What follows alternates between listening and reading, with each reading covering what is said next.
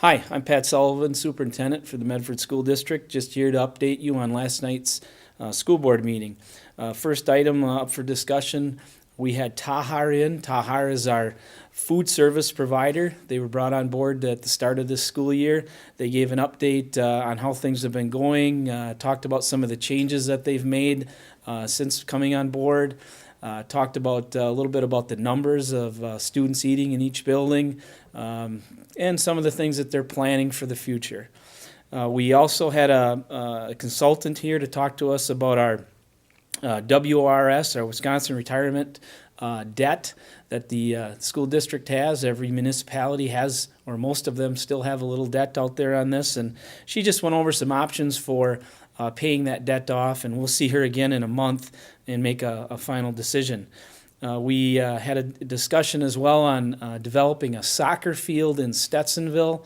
The plan is to, in the future, hopefully as soon as next year, be playing all of our competition, all of our games, our soccer games, at Stetsonville. That'll be our official regulation soccer field, and we'll also be able to host tournament games there because that would finally be a field that would meet the regulations by the WIA.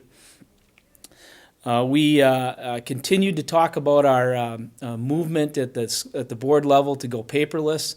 All of our board meetings, if you come to one of them, you'll see that all the board members have laptops in front of them.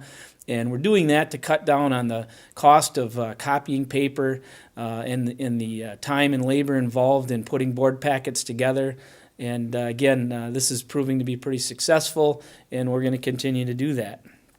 Laura Lundy was busy last night, our curriculum director. One of her reports was an update on the RTI, or the Response to Intervention website. This is a website that you can go on if you have a student, if you have a child that's struggling. This will give you some pointers on how to get the help from the school system that you might need. It'll walk you through again different ways to make sure that your child is being helped. Obviously, you can always call the school and talk to the teachers and talk to the principals, but I would encourage you to look at this website, and it will give you a good detail on how we work with kids that are struggling in certain areas. Another report from Laura Lundy was on our PEP grant. The PEP grant was a grant we received last year for our physical education, and we saw how that money was being used. We saw kids through a video last night at the board meeting. We saw them on the climbing wall. We saw them using roller skates. We saw them using bicycles. We saw them using our fitness center. We saw them dancing. So it was just neat to see how that money has been spent and how that has enriched our physical education department. We listened to excuse me.